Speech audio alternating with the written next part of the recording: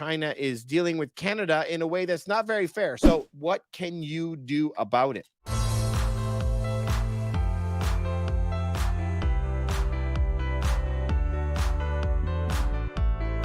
Back when Donald Trump was president of the United States, he kept on talking about a trade war between China and the United States being the number one and two economies. Now, when we talk about Canada, Canada's number one partner is the United States. We live in kind of a weird country in Canada where I am, where we have all these different provinces and territories instead of calling them states. Now, each one of them individually has created their own trade agreements with the United States, way better than even internally. So, internally within Canada, we don't trade from side to side between the country. We just each individually pull what natural resources we can out of the ground generally and send it to the United States. So, the United States is extremely important to Canada. We have the longest unarmed border in the world. But in addition to that, we are like kind of tied at the hip, kind of like cousins. We do so much trade back and forth, and we're pretty similar on the economies. But in addition to that, the United States is the world reserve currency. So we have to look at what happens to the United States and to Canada. And in both cases,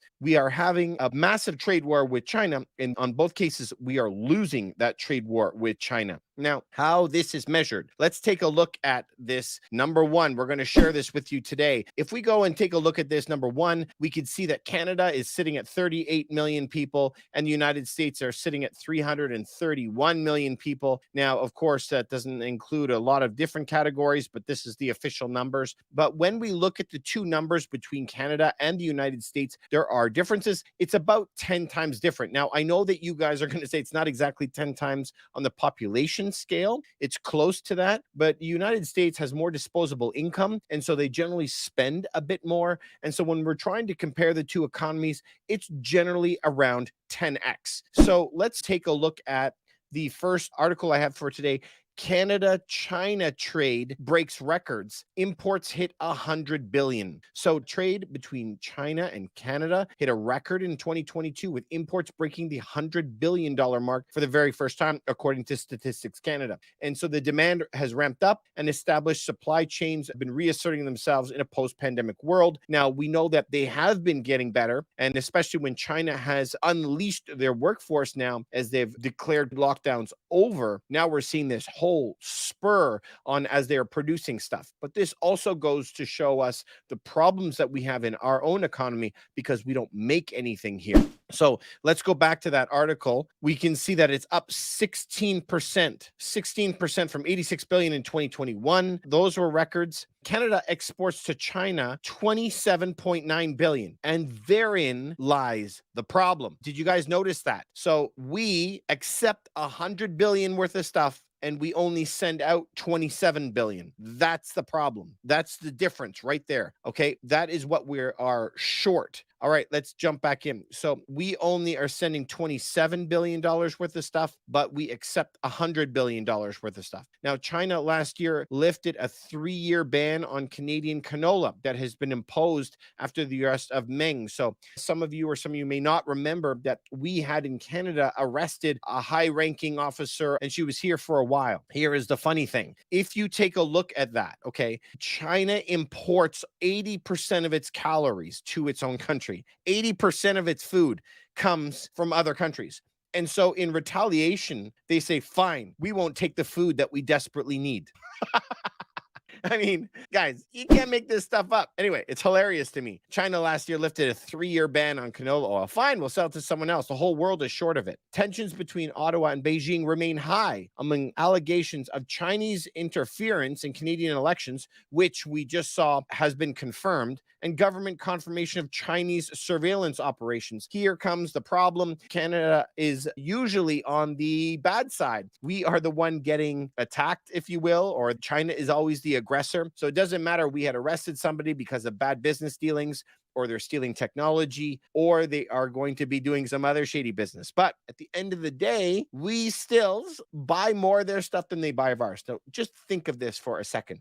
Two parties, okay? This party has money. Let's call them Canada, okay? Right here, they have money. But as China approaches with ships, hey, do you want all our stuff? They go, yep. So you give them money and they drop off their stuff. Now we burn through that stuff and kind of dispose of it. Maybe it's toys, maybe it's dishwashers. They kind of all just, wear out and we throw them out. And there's nothing left at the end of the day. Imagine these were all going to be, for example, gold coins. Okay. So on this side, Canada gets this ship, pulls up. Hey, we got all this fancy new shiny stuff. Would you like to pay for it? We give them $100 billion of gold. They take the $100 billion back to China and we burn out through the stuff. But we only export $27 billion. Can you see that problem? Because eventually, after Canada keeps sending all of their money over shores to China, eventually Canada runs out of money and they're left with all the money. That's the problem. And so this is why it's really, really important for two countries to have a trade balance where they're trading an equal amount back and forth. That is a good symbiotic relationship. The trade imbalance, when you are not selling any of your stuff, you're just buying it. That means eventually, after you pay enough of this money out,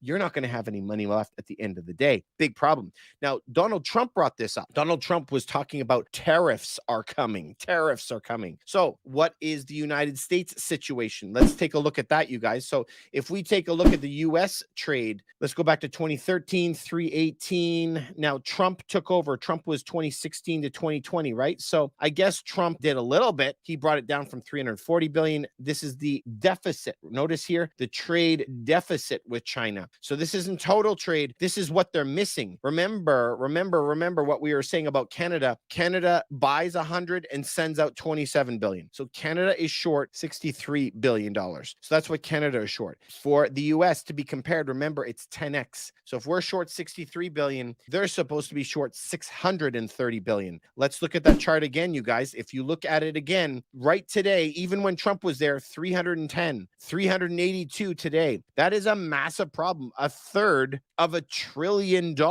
is going over to China every single year as far as that deficit. That means they're taking their money from the US, gold and silver I'm putting here, and sending it to China repeatedly. Every year, a third of $1 trillion is going over there as the US are burning through all their consumables. But remember what I said about Canada. Canada was short like 63 billion. You would have to 10x that to be equivalent to the United States, 630 billion. The United States is doing twice as good as Canada, is my point. So in the United States, we had a president who was really against this, understood business, and he was doing everything he could to bring that number down so that we're not just constantly sending money over, we're trading goods back and forth. Canada's problem is infinitely worse, and here's the key: nobody's doing anything about it. Everybody is fine with it. They're just cool with it. So there's a lot of problems that is happening. Of course, down in the United States, good old Bill Clinton back in the day allowed all Chinese goods to come in with 0% tariffs. Now, Chinese goods coming into Canada still has to pay 15, 18% tariffs. It depends on what type of products, but they still have a tariff. So imagine the problems. I can't even unbox that all. So just so that you can see that again, the US population is just under 10x, but they spend more. So it's about 10x when it comes to a trade. Here it is that they're only at 382 billion, and we've heard a lot of noise about that. But here it is that China is dealing with Canada in a way that's not very fair. So I recommend that you go take a look at this article that is out there. So what can you do about it? Eventually, this will come to the forefront. Eventually. And we are now seeing as China is joining the BRICS countries and they're going to try to create their own currency. Here comes a problem. In North America, we create a lot of food and we send food over to keep them there. And they create a lot of stuff and don't want to send it here. So as we see this breaking apart, we might have Walmart shelves that are empty, but they're going to have grocery stores that are empty. That's a big, big problem for them since they import 80% of their food. Like always, it's better to get along and do things together, right? I think that's the way it is. Now, there's going to be trade wars and it's always bumps, ups and downs all the time. So that's why I always suggest everyone have a little bit of gold and silver in your portfolio as your anchor, as your insurance policy. Remember, we don't always make money with it, but we preserve your wealth. Most people suggest putting 5 to 20% in it. And I try to be very reasonable. I think 10% is a very easy number. Almost everyone would accept that. If you're interested in where I buy it or looking at the courses that we have available on that, you can click the link above and I'll talk to you on the next video. Stay safe.